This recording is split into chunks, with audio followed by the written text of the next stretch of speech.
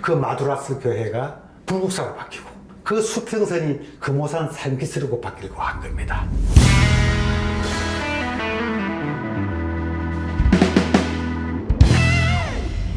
오늘은 어떤 우리 옛 노래를 하나 가지고 얘기를 좀 하려고 합니다. 일단 들어보시겠습니다. 신라의 방이여 불국사의 종소리 들려온다. 나가는 나가는 내야 그러한 마음 서라 고요한 만달리더린 거목산 예술에서 여러분 아시는 분도 있겠고 젊으신 분들은 아마 좀 익숙하지 않은 분들도 있겠지만은 유명한 노래입니다. 어떻게 보면은 우리나라 경주를 대표하는 노래죠. 또 그리고 신라 시대를 그걸 노래하는 대표적인 노래 신라의 달밤입니다. 그래서 제가 궁금한 게 하나 있었습니다. 그 안에 보면 그 네 번째 줄을 보면은 고요한 달빛의 금오산 기슭에서 그런데 금오산이 저는 참 궁금했었습니다. 거기서 나오는 이제 금오산은 바로 조선시대의 김시섭이가 바로 거기서 금오신화를 쓴 곳입니다. 우리나라 최초의 한문소설 쓴 곳이 바로 그 금오산입니다. 그리고 전체적으로 경주 남산입니다. 그 남산에서는 봉우리 중에 두 번째로 높은 봉우리입니다. 바로 이제 이 노래는 여러 가지 긴 얘기들이 좀 있습니다. 이때 이 부른 가수가 누구냐? 물론 작곡가는 박시춘이라고 아주 대단히 유명한 그야말로 대한민국 최고의 작곡가였고요. 그때 현인이라는 사람입니다. 현인이라는 사람이 원래 부산 사람인데요. 이 사람은 원래 집이 그렇게 어렵지는 않았던가 봐요. 하여튼 일본 유학까지 가가지고 일본 도쿄 우에노 음악학교, 그게 그 당시로 치자면은 일본에서 최고의 음악학교, 선망의 대상인 그런 학교 출신입니다. 성악도였어요. 작곡가 박시춘이 꼭 이 사람한테 노래를 한번 불려보고 싶어가지고 얘기했지만 한 칼에 거절당했답니다. 아니 어떻게 성악도가 이 유행가를 볼 수 있습니까? 그런데 이 박시춘이가 그게 굴복하지 않고 갖가지 설득을 해갖고 노래를 부르게 됩니다. 근데 이제 알다시피 아까 노래도 들어봐서 알겠지만 워낙 그 창법이 독특한 창법입니다. 아주 그야말로 뜨는 창법, 바이브레이션 그럴까? 아주 그 당시 한국에서는 도무지 없었던 그런 독특한 창법에다가 또 젊었을 때 상당히 잘생겼었어요. 아주 훈훈한 아주 미남이었죠. 그래서 이제 아주 그야말로 데이트를 치는데 이런 얘기가 있습니다. 이걸 명동에 있는 어느 극장에서 처음에 영화 시사회를 하면서 아마 이 노래를 처음으로 불렀답니다. 앙콜, 소위 말해서 앙콜이 9번이나 쏟아져가지고 나중에 대여섯 번 부르고는 그냥 사람들이 가사까지 다 외워가지고 그렇게 노래를 같이 불렀다고 합니다. 해방 이후로 우리나라 최고의 히트곡입니다. 그리고 현인이라는 사람의 그야말로 데뷔곡입니다. 그래서 해방 이후에 정식으로 레코드 내가지고 데뷔한 대한민국으로서는 최초의 가수다 이런 얘기도 있습니다. 그래서 이제 그 노래가 아마 신라 그리고 경주를 아주 대표하는 노래가 됐어요. 그런데 말입니다. 여기 이제 반전이 있는 게요. 이게 원래는 처음에 곡이 만들어졌을 때는 이 신라의 노래가 아니었습니다. 경주의 노래가 아니라. 그럼 무슨 노래였느냐?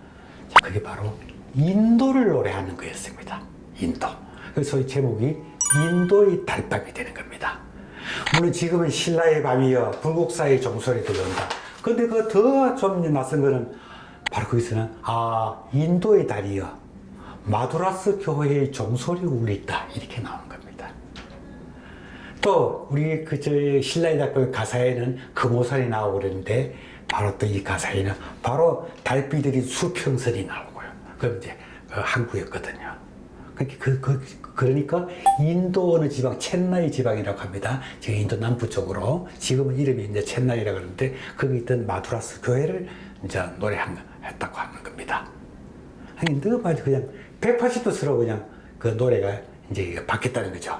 그럼 그때 왜 인도의 노래를, 그때 작사가가 누구냐? 그때 그럼 그 글을 쓴 사람이 누구냐? 자, 이제 여기에 이제 어떤 사연이 있는 겁니다. 바로 그 당시 처음에 인도의 달밤이라는 노래를 작사한 사람이 그 당시 우리 이제 조선의 아주 최고의 작사가였던 조명암이라는 사람입니다. 근데 이 사람 본명은 조영출이라고도 합니다. 이렇게도 많이 불렸습니다. 근데 이 영출이 어디냐? 왜 영출이냐? 이게 원래 이 사람 고향이 충남 아산입니다. 아산에 영인면이라는 곳이 있습니다. 영인면에서 영인면 출신이다. 이래가지고 이름을 영출이라 지었던 겁니다.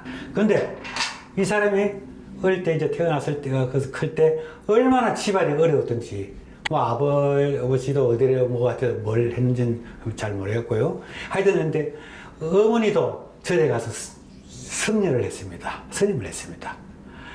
이 사람도 도저히 먹을 게 없고 이래가지고 금강산 쪽에 가가지고 금봉사 그런 이쪽에 가가지고 아주 선임을 하고 그랬습니다. 너무너무 힘들게 살았죠. 그런데 좀 똘똘했던가 봐요. 뭔가 좀 그 싹수가 있었던가 보죠. 근데 그때 마침 우연히 만해 한용운 선생하고 인연이 있었습니다. 그래서 만해 한용운 선생이 이 사람을 서울에 와서 불교계 학교로 집어넣습니다. 그래서 공부를 시작하게 된 겁니다. 이 사람이 재주가 많았던가 봐요. 그래서 나중에는 특히나 이 문예 쪽으로 시 쓰고, 그래서 그 당시 동아일보 신춘문예에도 당선을 합니다. 그래서 정시 시인으로 등단도 합니다. 그리고 나중에는 또 일본에 유학을 가가지고 일본 와세다 대학 불문과에까지 다닙니다. 근데 이제 이 사람이 그야말로 그 작사로서는 아주 일품입니다. 그래서 그 작사가 아까 이제 이 인도의 달밤이라는 그 노래를 작사를 하고 거기다가 박시춘이라는 그 작곡가가 곡을 붙인 거예요. 자, 그랬는데 마침 준비를 하고 있는 중인데 1948년인가 이때 고만이 조명암이라는 사람이 북으로 가고 맙니다. 소위 말하면 월북 작가가 된 겁니다. 그 해방 이후에 그 당시에 그 시끄러울 때 아닙니까? 또 월북했겠다 이러니까 이거 조명암이가 작곡한 거 이름 작사한 거 이름 못 부르는 겁니다. 근데 그게 너무너무 노래가 아까웠던가 봐요. 이제 그 박시춘 씨 입장에서 너무너무 노래가 아까워가지고 부랴부랴 다른 작사가를 섭외를 해서 노래를 바꾼 겁니다. 그래서 바로 거기서 인도의 달밤이 신라의 달밤이 되어버린 겁니다. 그 마두라스 교회가 불국사로 바뀌고 그 수평선이 금오산 산기슭으로 바뀌고 한 겁니다. 어쨌든 현인 씨는 대스타가 되었습니다. 박시춘 씨는 뭐 더 말할 것도 원래 말할 것도 없고요. 자, 그래서 원래 데뷔곡이 졸지에 신라의 달밤이 된 겁니다. 신라의 달밤. 자, 근데요 노래는요 곡이 있고 가사가 있지 않습니까? 곡이 있고 가사. 근데 그게 서로 아무렇게나 이렇게 맞는 건 아닌가 봐요. 서로 합이 맞아야 되는 것 같습니다. 그런 경우가 참 많아요. 그런데 또 작사자, 작곡가도 중요하지만 또 그 가수도 중요하고요. 또 특히나 우리 옛날에 같은 거 보면 관중들이 어떻게 받아들이냐. 그것도 그렇지만 그 시대적인 분위기도 굉장히 중요했습니다. 그 당시는 아주 격변의 시기, 시대가 많이 바뀌고 하지 않습니까? 그 시대의 분위기를 많이 타면 그게 아마 다 잘 맞아야 되는 것 같습니다. 그래서 만약에 이 노래가 인도의 달밤이었으면 과연 성공을 했을까? 히트를 했을까? 이렇게도 생각을 해볼 수 있는 거죠. 그런데 이제 그 당시 그 현인 이전에 아마 조선의 최고의 아직까지도 그 이름이 날려져 있는 남인수라는 가수가 있습니다.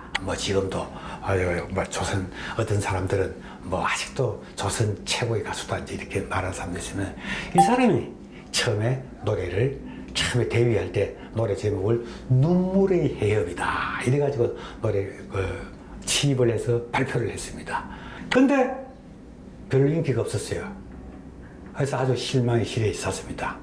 그러다가 한 2년 있다가 그것도 박시춘 씨 작곡인데 아무래도 그 곡이 아까운 거예요. 그래서 가사를 바꾸었습니다. 그 가사를 바꿨습니다. 그 곡은 그대로 있고 바꾼 가사가 애수의 수행입니다. 그야말로 엄청난 물레이던 일제강점기 시절입니다. 애수의 수행곡이라는 노래가 나오게 되는 겁니다.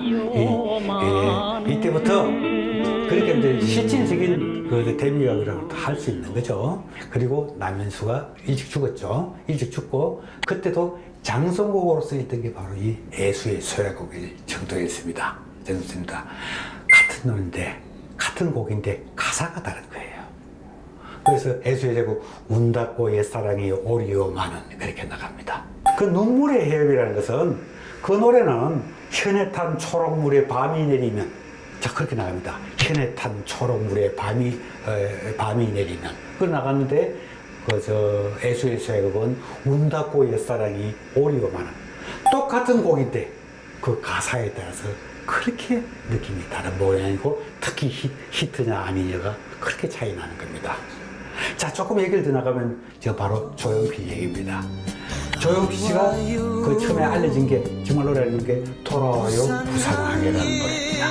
그것은 아마 1970년대 후반기였을 겁니다. 그래서 그야말로 데이트를 치고 바로 그 이후로 조용필이 오랫동안 우리 한국의 가왕을 차지를 했었죠. 그런데 그 돌아와요 부산항해가 원래는 가사가 다른 것입니다. 지금의 통영, 옛날엔 충무라 그랬습니다. 돌아와요 충무항해였습니다. 그래서 그게 이제 히트가 안 됐습니다. 알려지지를 않았습니다. 알려지지를 안 해가지고 그것이 이제 그 물론 다른 가수가 불렀는데 그 조용필이 그때 부산에 있다가 바로 그 노래에 돌아와요 부산항해로 바꾼 겁니다. 바꿔서 노래를 불렀는데 그야말로 대박이 터진 겁니다. 그 당시 그때 가사가 뭐냐? 자, 꽃피는 그 미륵섬에 봄이 왔건만 이랬습니다. 근데 돌아와요 부산항해 가사가 뭡니까? 꽃피는 동백섬에 봄이 왔건만입니다. 동백섬은 바로 해운대 옆에 있는 것이죠. 장소만 바꿨을 뿐입니다. 자, 이런 것을 보면은 가사와 곡 간의 서로 합, 이게 참 얼마나 참 중요하냐 그런 걸 느끼게 됩니다. 소위 말해서 우리나라 가왕의 계보, 남인수든지 현인이든지 조용필이든지 다 그러한 일을 겪어온 겁니다. 자, 그럼 마지막으로 여기서 바로 그 조명암이라는 사람, 그 사람은 북으로 가가지고 1993년도에 죽었습니다. 근데 한국에서는 오랫동안 우리 남쪽에서는 오랫동안 그 사람의 이름도 쓰지 못하고 그 작사해도 작사를 다른 사람으로 바꾸든지 그게 그 사람은 잊혀졌습니다. 근데 1980년대 말 1990년대 초 돼가지고 해금이 돼가지고 이제는 마음껏 그 조명암이라는 그 작사자를 볼 수 있습니다. 자, 그래서 오늘 자 끝으로 조명암이라는 사람이 자기 대표곡이라고 생각하는 노래가 바로 고운봉이 부른 선창이라는 노래입니다. 그 선창이라는 노래를 잠깐 들으면서 끝내겠습니다. 울려고 내가 왔던가 웃으려고 왔던가 비린내 나는 두둑하엔 이슬 맺힌 백이